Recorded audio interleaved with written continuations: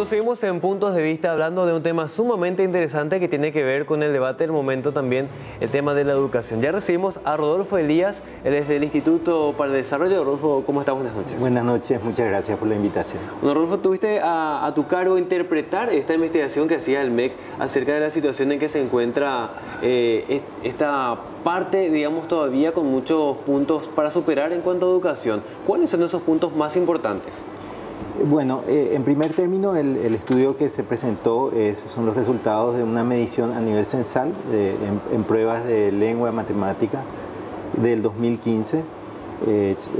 La primera vez se hace un estudio censal, fue un estudio muy grande a nivel nacional, ¿verdad?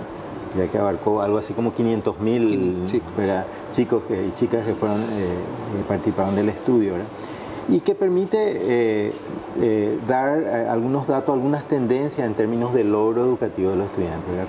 Como toda investigación y como toda medición, aporta datos y también deja otras cosas fuera. Es decir, siempre un estudio, digamos, tiene sus alcances, pero digamos que hay muchos otros aspectos también que considerar cuando se analiza.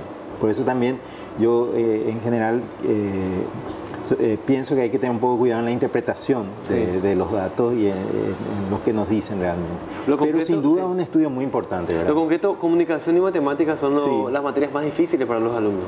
No necesariamente, son las que miden estas pruebas, ¿verdad? Que por una razón que creo que tiene un fundamento, ¿verdad? Que son áreas básicas del conocimiento, ¿verdad? Casi todo conocimiento se construye sobre estas bases, que tiene que ver con el desarrollo del lenguaje y con el razonamiento matemático, digamos.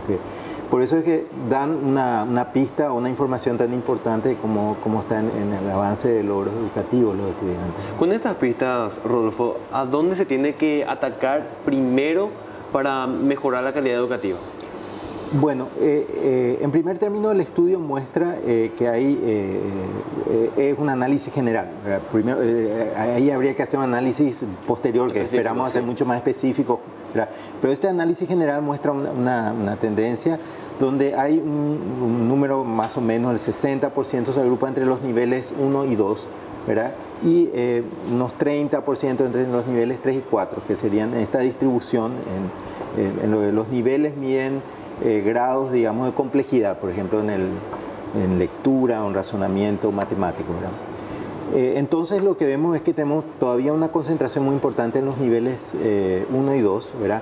Y lo que se debería tratar es que eso se vaya superando, es decir, que cada vez sean más. Y entonces yo creo que hay un esfuerzo importante que hacer en estas áreas, en la parte de formación.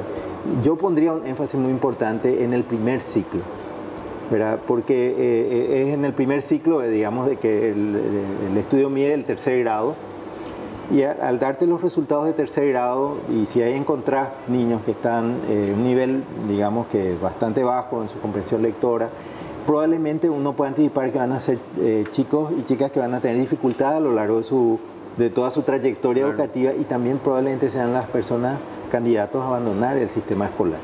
Por eso también aporta estos datos y otras estadísticas que tiene el MEC, ¿verdad? Que a medida que avanza también se va produciendo una pirámide de los que van dejando, y eso es un problema muy serio del sistema, ¿verdad? Que lleguemos a un tercer año de la media donde el 40% llegue de los 100 que empezaron, ¿verdad? Entonces hay una pérdida muy importante. Parte de eso explica, por eso es que yo creo que si bien hay muchísimas acciones que se necesitan, si hay que poner un énfasis ese primer ciclo, yo diría que es muy clave, digamos. Bueno, desde hace un tiempo el sector de los estudiantes ha tomado muchísimo protagonismo, no solo en protestar, sino en ofrecer, en proponer soluciones. Estamos con Ruth Martínez, que es de la Unión Nacional de Estudiantes del Paraguay. Ruth, ¿cómo ves este informe? ¿Se adecua a la realidad del país? Sí, yo creo que definitivamente sí se adecua a la realidad del país y realmente no muestra algo nuevo, algo que no se haya visto antes, porque nosotros como estudiantes podemos dar fe realmente de que la situación de la educación paraguaya está bastante mal. Y es por eso justamente que el sector estudiantil en los últimos años estuvo teniendo bastante incidencia también en cuanto a políticas educativas y todo ese tema, porque sabemos que es necesario y que no hay políticas educativas serias en el país. ¿Cómo se vive eso en las escuelas, en los colegios? falta de libros se denuncia mucho, el tema de la merienda escolar que no llega a tiempo, es algo que no teníamos en los años 90, hoy en día sí tenemos eso en las escuelas. ¿Cómo se vive eso en los colegios públicos? Sí, justamente con respecto a los libros, la UNEPI viene luchando ya desde hace años por la entrega de estos libros de textos individuales para cada estudiante. Y el año pasado no pudimos lograr que estos libros puedan estar en el presupuesto de educación de este año. Y con respecto a los kits escolares, por ejemplo, la UNEPI viene haciendo hace 2 años ya una contraloría estudiantil para ver si los kits escolares llegan a tiempo, si llegan completos, si llegan para todos. Y esto es algo así también como un censo que nosotros hacemos en los colegios adheridos a la UNEPI, que son 240 más o menos. Consta de 2 fases, ¿verdad? La primera fase es a comienzos de año para saber si es que estos libros llegan a tiempo, llegan completos y llegan para todos. Y la segunda fase es la que mide la calidad y durabilidad de los insumos que vienen dentro de los kits, que se hace más o menos por julio-agosto.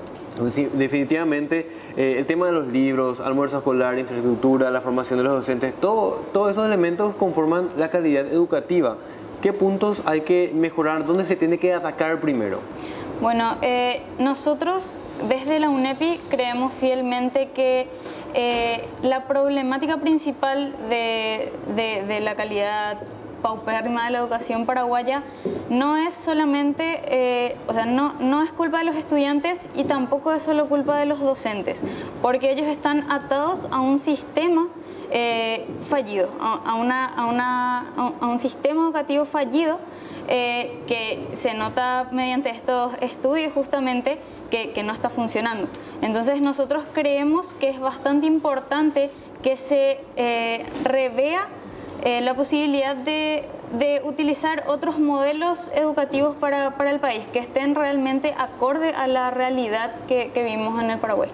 Bueno, don Humberto, la reforma educativa, la tan comentada reforma de los años 90, ¿cómo podemos evaluar tu éxito? ¿Qué se puede mejorar de esa reforma tan promocionada en su momento?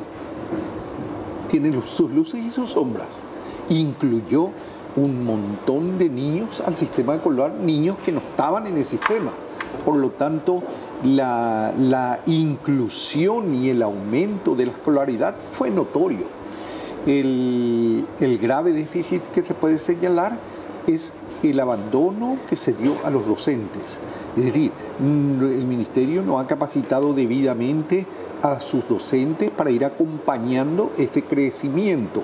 Entonces últimamente se vienen haciendo cursos con el apoyo del Fondo de Excelencia y más de 40.000 docentes han participado ya en esos cursos de capacitación. Y este año creo que vamos a llegar fácilmente a 20.000 docentes más en áreas específicas del conocimiento.